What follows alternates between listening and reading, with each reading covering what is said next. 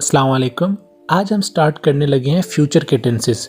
Future का जो सबसे पहला टेंस होता है वो होता है फ्यूचर इंडेफिनिट टेंस, या इसको आप फ्यूचर सिंपल टेंस भी कह सकते हैं। ये टेंस हमारी लाइफ में रोज़ाना यूज़ होता है। जो जुमले आपकी लाइफ में गा, गी, गे पे रुक रहे होते हैं वो ज़्यादातर आपके फ्यूचर इंडेफिनिट टेंस ही होते हैं। तो आज हम इसी को डिस्कस करेंगे। I am Syed Mohsin and you are watching basic to advanced English YouTube channel. इस चैनल को जल्दी से सब्सक्राइब कर लें ताकि ऐसी वीडियोस आपको रोज़ाना मिलें। तो स्टार्ट करते हैं इसकी डेफिनेशन से। Future indefinite tense is used to express an action that has not taken place yet and will take place in the future. मतलब कोई भी ऐसा काम जो अभी नहीं हुआ लेकिन फ्यूचर में होगा, ठीक है, उसके लिए हम जो है इस टेंस का इस्तेमाल करते हैं और ये टेंस हो जाएगा फ्यूचर इंडेफिनिट या सिंपल टेंस। तो स्ट्रक्चर इसका देखें आप। नंबर 1, आपने अफर्मेटिव में ये होगा कि अफर्मेटिव को आप पॉजिटिव जुमले भी कहते हैं, ठीक है। इसमें सब्जेक्ट आपका शुरू में लगेगा, काम करने वाला, फिर विल और शेल। वैसे शेल आजकल लोग नहीं लगाते, फिर भी आई और वी के साथ आप लगा सकते हैं, ठीक है। लेकिन ज़्यादातर लोग अब आई और वी के साथ भी विल ही लगाते हैं, तो बेहतर है आप विल ही लगा लें, ठीक है। उसके बाद आपने वर्ब की फर्स्ट फॉर्म लगानी है, ठीक है, और आखिर में आपका ऑब्जेक्ट आ जाएगा जिस चीज़ पे काम हो रहा है। उसके बाद नेगेटिव देखिए, सब्जेक्ट उसी तरह शुरू में काम करने वाला आ जाएगा। उसके बाद आपने विल या शेल लगाना है।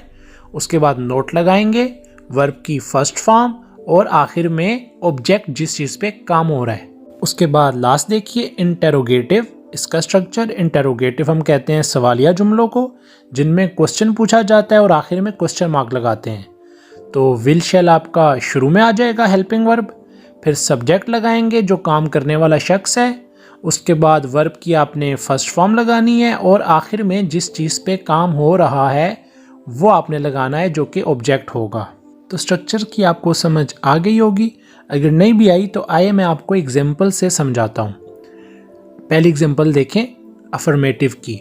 वो शाम में यहाँ आएगी। She will come here in the evening. She will come here in the evening, मतलब वो भी आई नहीं है, आएगी फ्यूचर में, ठीक है। तो हमने लगा दिया she will come here in the evening. उसके बाद नंबर 2 देखें। जब तुम आओगे मैं cricket खेलूँगा। When you come, I will play the cricket. अब यहाँ इंपॉर्टेंट पॉइंट ये है, कुछ लोग सोचते हैं कि यहाँ when you will come क्यों नहीं हुआ। यहाँ एक कंडीशन अप्लाई हुई है, ठीक है, क्योंकि देखें जब तुम आओगे ये एक कंडीशन है, शर्त है कि जब तुम आओगे तब मैं क्रिकेट खेलूँगा। तो ऐसी सिचुएशन में हम क्या करते हैं, दोनों फ्यूचर के जुमले हैं लेकिन जो when वाला जुमला है आपने उसको प्रेजेंट इनडेफिनिट बनाना है, ठीक है। बार बार विल नहीं लगाएंगे आप। अगले जुमले में विल लगेगा लेकिन जो आपका व्हेन वाला जुमला है उसमें आपने विल नहीं लगाना, कंडीशन अप्लाई हुई है, इसलिए when you come I will play the cricket.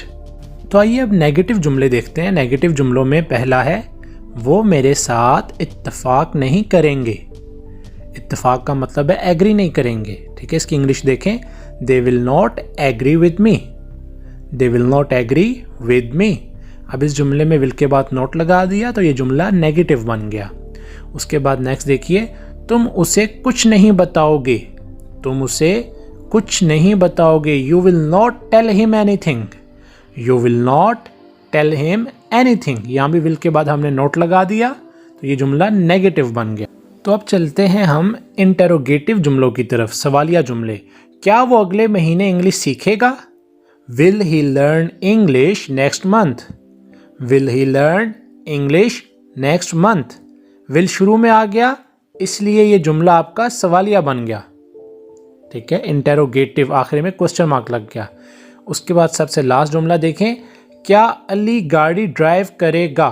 क्या अली गाड़ी ड्राइव करेगा? ये भी एक सवाल पूछा जा रहा है। Will Ali drive the car? Will Ali drive the car? तो ये था हमारा आज का लेक्चर, फ्यूचर का सबसे पहला टेंस, फ्यूचर इनडेफिनिट टेंस, जिसको हम फ्यूचर सिंपल टेंस भी कह सकते हैं। उम्मीद करता हूँ ये आपको अच्छे से समझ आ गया होगा। तो मिलते हैं नेक्स्ट वीडियो में नेक्स्ट टेंस के साथ।